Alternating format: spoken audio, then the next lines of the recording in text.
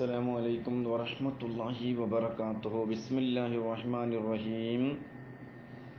അൽഹംദുലില്ലാഹി റബ്ബിൽ ആലമീൻ. വസ്സലാത്തു വസ്സലാമു അലാ അഷ്റഫിൽ മഖ്ലൂഖീൻ വഅലാ ആലിഹി വസഹ്ബിഹി അജ്മഈൻ. അമ്മാ ബഅദ്. അവർ ചൊന്ന ബൈത്തിന്നും ബഹ്ജ കിതാബിന്നും അങ്ങീനെ തക്മീല തന്നിന്നും കണ്ടോവർ കേൾപ്പാം വിശേഷം മൊക്കാവർ പോരീശ കേഫീനി ലോകേരെ മുഹിയുദ്ദീൻ എന്നോവർ ബിൽ കുതുബി റബ്ബാനി വൽ ഗൗസി സമദാനി നജീനാ മിൻ കുല്ലി ആഫാതിഹി യാ അല്ലാഹ്. ഏറ്റവും സ്നേഹം നിറഞ്ഞ സഹോദരന്മാരെ, സഹോദരിമാരെ, മഹാനായ മൊഹീദ്ദീൻ ശൈഖ് തങ്ങളുപ്പാപ്പയുടെ മദ്ഹ് പ്രകീർത്തനങ്ങളായ മൊഹീദ്ദീൻ മാലയിലെ 14-15 വരികളാണ് ഞാൻ ചൊല്ലിവെച്ചിട്ടുള്ളത്. എന്താണ് ആ പറഞ്ഞത്? ആ ബൈത്തിന്റെ സാരം എന്താ?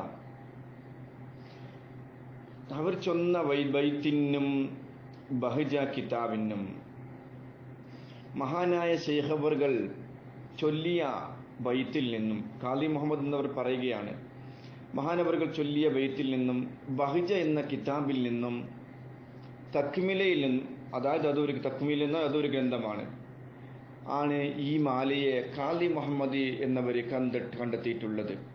അതായത് ശൈഖ് ജീലാനി തങ്ങളുടെ ചരിത്രം പറയാൻ മഹാനവർകൾ അവലംബമാക്കിയ പ്രധാനപ്പെട്ട രേഖകൾ അല്ലെങ്കിൽ ഇതിൻ്റെ അടിസ്ഥാന സ്രോതസ് എന്ന് പറയുന്നത് മഹാനായ ശൈഖ് ജീലാനി തങ്ങൾ തന്നെ ചൊല്ലിയിട്ടുള്ള ധാരാളം പദ്യങ്ങൾ ഉണ്ട്.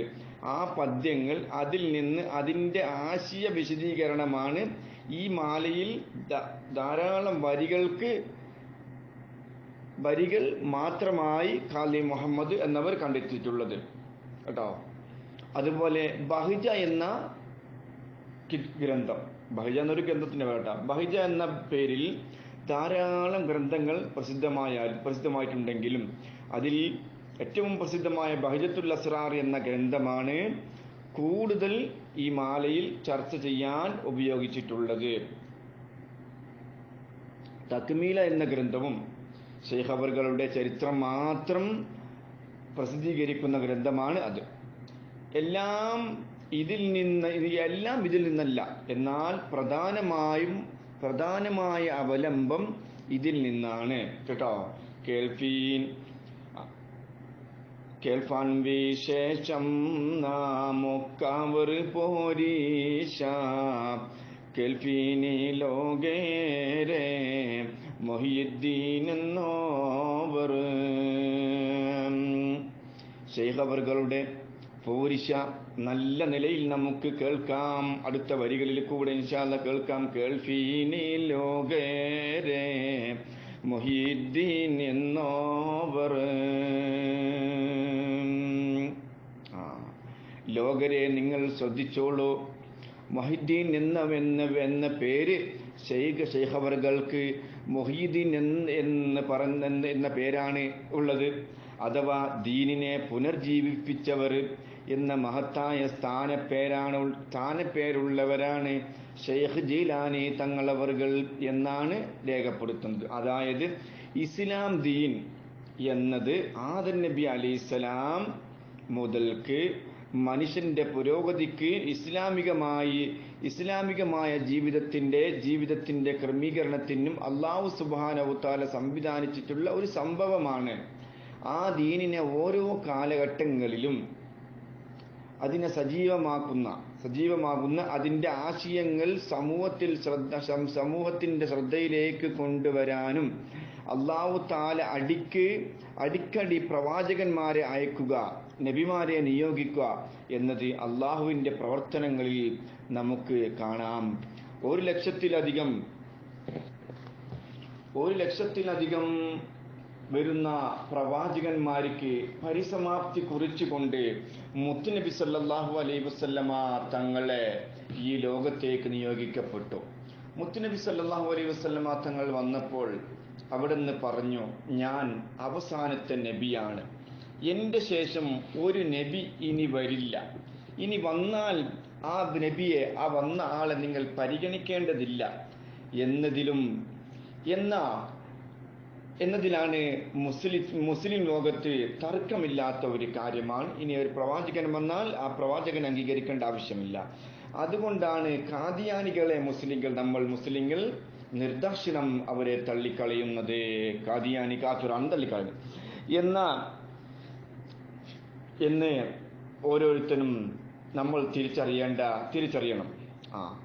ഏതായാലും നബി സല്ലല്ലാഹു അലൈഹി വസല്ലമ തങ്ങൾക്ക് ശേഷം ഇനി പുതിയ ഒരു നബി വരാനില്ല. ഖിയാമത്ത് നാൾ വരെ ഇസ്ലാം ദീൻ ഇവിടെ നിലനിൽക്കണം. ആ ഇസ്ലാം ദീൻ നിലനിൽക്കാനുള്ള മാർഗം എന്താണ്? അംബിയാഇന്റെ ദൗത്യം നിർവഹിക്കുന്ന ധാരാളം ഉലമാഇനെ അല്ലാഹു തആല ഈ ദീനിൽ നിലനിർത്തും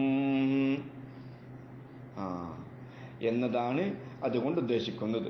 നബി സല്ലല്ലാഹു അലൈഹി വസല്ലമ തങ്ങൾ പറഞ്ഞത്, അൽ ഉലമാഉ വറസത്തുൽ അംബിയാ,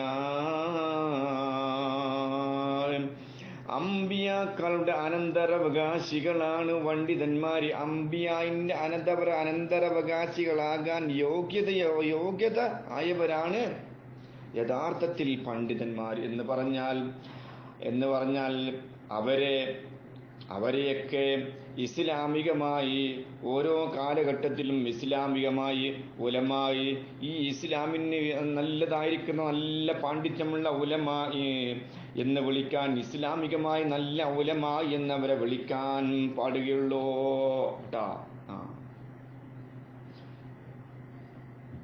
അപ്പോൾ നല്ല പണ്ഡിതന്മാര് ഇവിടെ വരും. നല്ല പണ്ഡിതന്മാർ ഇവിടെ വരും. വേറെ അങ്ങനെ ഒരുപാട് പണ്ഡിതന്മാരെ നമ്മൾ കാണാറുണ്ട്. പക്ഷേ ചില ആൾക്കാർക്ക് വേഷം മാത്രമേ ഉണ്ടാകുകയുള്ളൂ. വലിയ തലയെക്കെട്ടും വലിയ തൊപ്പിയും പച്ചസാലും ഒക്കെ ഇടുന്നത് കണ്ട് നമ്മൾ ഒരു വലിയ ആലിമാണ്, വലിയ പണ്ഡിതനാണെന്ന് വിചാരിക്കേണ്ട. വേഷം കണ്ടിട്ട് മാത്രം ഒരാൾ ആലിമാണ് എന്ന് ഒരിക്കലും പറയാൻ പറ്റൂല. അംബിയാഇന്റെ അനന്തരാവകാശം എന്ന് പറയുന്ന ഗുണം ആ പണ്ഡിതനിൽ ഉണ്ടോ എന്ന് നമ്മൾ ഓരോരുത്തരും ശ്രദ്ധിക്കേണ്ടതുണ്ട്. അപ്പോൾ ആ ഗുണം സ്വായത്തമാക്കിയ പവിത്രവും പരിശുദ്ധവുമായ ജീവിതം നയിച്ച് മുന്നോട്ട് പോകുന്ന മഹാമനീഷികൾ അവരാണ് അള്ളാഹുവിൻ്റെ ദീൻ പിൻകാലത്ത് സമൂഹത്തിൽ പഠിപ്പിക്കുന്നതും അഥവാ നബി സല്ലല്ലാഹു അലൈഹി വസല്ലമ തങ്ങൾ പകർന്നു നൽകിയ മഹത്തായ ദീനിന്റെ ആശയങ്ങൾ ഒരു കാവൽ പട്ടാളമായി നിലകൊണ്ടത് മുത്തുനബി സല്ലല്ലാഹു അലൈഹി വസല്ലമ തങ്ങൾക്ക് ശേഷം ഈ ഉമ്മത്തിൽ ഉലമാ ആണ്, പണ്ഡിതന്മാരാണ്, ആലിമീങ്ങളാണ്. അതുകൊണ്ടാണ് മുത്തുനബി തങ്ങൾ പറഞ്ഞത്, ഉലമാ ഉമ്മത്തി കഅംബിയാഇ ബനി ഇസ്രായേൽ, ബനു ഇസ്രായേലിന്റെ ഉമ്മത്തികളുടെ പണ്ഡിതന്മാർ ബനു ഇസ്രായേലിലെ അമ്പിയാക്കളെ പോലെയാണ്. എന്താ ബനു ഇസ്രായേലിന്റെ അവസ്ഥ? ബനു ഇസ്രായേൽ അടിക്കടി അള്ളാഹു നബിമാരെ അള്ളാഹു നിയോഗിക്കാറുണ്ട്. നബിമാര് വരുന്നതിന് പകരം അവർക്ക് അങ്ങനെ നബിമാർ വരുന്നുണ്ടെങ്കിൽ എൻ്റെ ഉമ്മത്തിന് നബിമാരല്ല വരുന്നത്. എൻ്റെ ഉമ്മത്തിൽ ലക്ഷണമത്ത ഉലമായിനെ അല്ലാഹു തആല സംവിധാനിച്ചത്, നല്ല പണ്ഡിതന്മാരെയാണ് അല്ലാഹു തആല സംവിധാനിച്ചത് എന്ന് മുത്തുനബി സല്ലല്ലാഹു അലൈഹി വസല്ലമ തങ്ങൾ തന്നെ നമ്മളെ അറിയിച്ചിരിക്കുകയാണ്. ഈ ഉലമാ ആണ് ദീന് സജീവമാക്കി നിലനിർത്തുന്നതിൽ ആ ഉലമാഇന്റെ കൂട്ടത്തിൽ ഏറ്റവും പ്രസിദ്ധവും ഇത്തരം വിശേഷങ്ങളിൽ ഇത്തരം വിശേഷങ്ങളാൽ സംഭാവനകൾ അർപ്പിച്ചിട്ടുള്ള അങ്ങേയറ്റത്തെ സ്വാധീനം ചെലുത്തിയിട്ടുള്ള ഉന്നത വ്യക്തിത്വമാണ് മഹാനായ ശൈഖ് മുഹിയുദ്ദീൻ അബ്ദുൽ ഖാദിർ ജീലാനി തങ്ങളുപ്പാപ്പ. അത്രയും വലിയ മല പോലെയുള്ള പണ്ഡിതനാണ്. അതുകൊണ്ടാണ് തങ്ങളുപ്പാപ്പാക്ക് പേര് വന്നത് മുഹിയുദ്ദീൻ,